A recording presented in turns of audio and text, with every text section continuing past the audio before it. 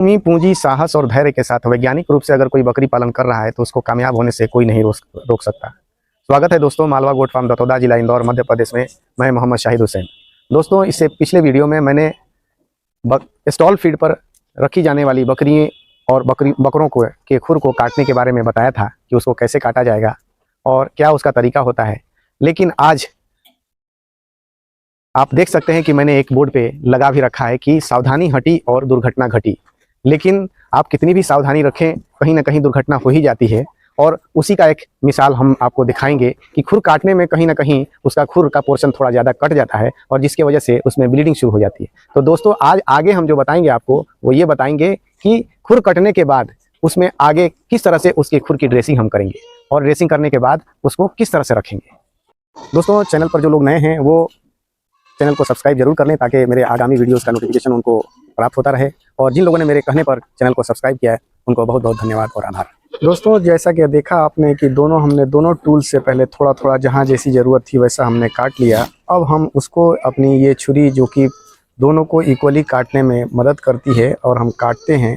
काटने के दौरान बहुत ही हमको उसका ध्यान रखना पड़ता है कि उसका लाइव पार्ट ना कट पाए और इससे धीरे धीरे ये एकदम बिल्कुल दोनों एक यूनिफॉर्मिटी के साथ कटते हैं। लेकिन ध्यान रखिए कि जैसे ही अगर कट जाता है तो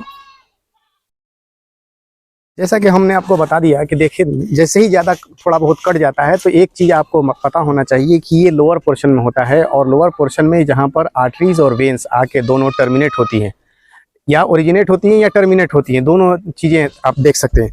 जिसकी वजह से क्या है कि ब्लीडिंग यहाँ पर प्रोफाउज होती है और प्रोफाउज ब्लीडिंग जब होती है तो उसमें हम क्या करते हैं कि सबसे पहले कि बीटाडीन, ये बीटाडीन 10% का लिक्विड है, उसमें हम ऐसे पहले फ़ौरन लगा देंगे और लगाने के बाद और बीटाडीन लगा दिया और थोड़ा हम इसको इन्फेक्शन फ्री करने के लिए और मक्खियाँ नहीं वहाँ पर बैठें अंदर की तरफ से, क्योंकि इसलिए कि ये रूमिनेंट होते हैं और जिनके रूमिनेंट उन्हीं को बोलते हैं जिनके खुर चिरे हुए होते हैं।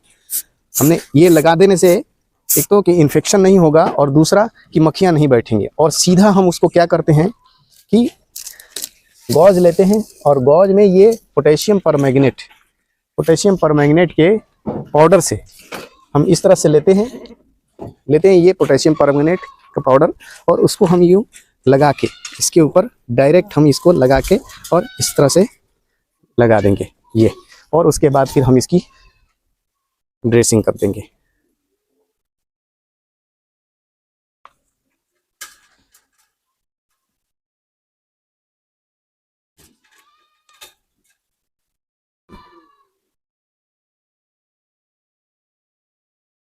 ये ड्रेसिंग कर दिया हमने। अब ड्रेसिंग करने के बाद अब जैसे कट गया है तो इन्फेक्शन का डर है और दूसरा रिएक्शन का डर है, जमीन वाला पोर्शन है, जमीन में टच हो सकता है।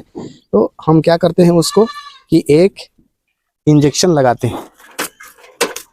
आपके पास ये पूरा एक टूल किट होना ही चाहिए कि फ्यूचर में कभी भी आपको ज़रूरत पड़े फ़ौरन आप उसको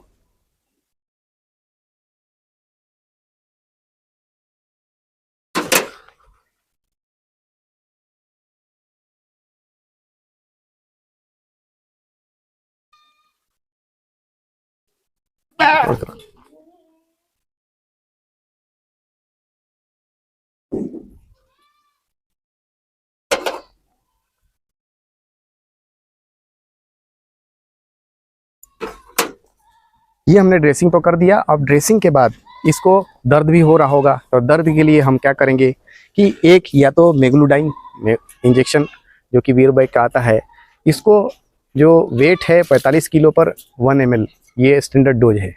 आप 45 किलो के हिसाब से जो भी डोज लगे उसको आप दे सकते हैं। ये एनाल्जेसिक एंटीपायरेटिक है। और दूसरा मेलोनेक्स भी आप दे सकते हैं। लेकिन मेलोनेक्स और मेग्लूडाइन में एक फ़र्क ये है कि मेलोनेक्स कोई भी ये ऑयल बेस्ड ड्रग है, तो ऑयल बेस्ड जो भी ड्रग्स होते हैं या इंजेक्शंस होते हैं वो जानवर को उससे परेशानी आती है, वो घबराहट होती है और वो जानवर थोड़ा अनस्टेबल हो जाता है। तो बेहतर है कि आप मेग्लूडाइन लगाएं। और दूसरा कि एक एविलिन, ये एक इंजेक्शन है जो कि एंटी रिएक्शनरी, इसलिए कि हम काट रहे थे वो लोहे का पार्ट था, टूल था, तो हम प्रिवेंटिव मेजर के तौर पर हम एक एविलिन इंजेक्शन 1 ml 1.25 ml जो भी डोज है उसके हिसाब से लगा दिया और उसके बाद फिर हम इसको छोड़ देते हैं। ये हमारा ड्रेसिंग का पार्ट कंप्लीट हुआ और इस तरह से हम खुर की कटाई करने के बाद कभी अगर किसी तरह से कोई परेशानी आती है, तो अगर ब्लीडिंग होती है, तो आप इस तरह से ड्रेसिंग करके इस तरह के मेजर्स को आप ले सकते हैं।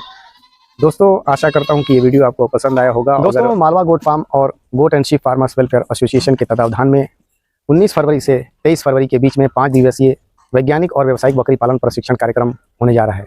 जो लोग इच्छुक हैं अपनी सहभागिता को सुनिश्चित करें।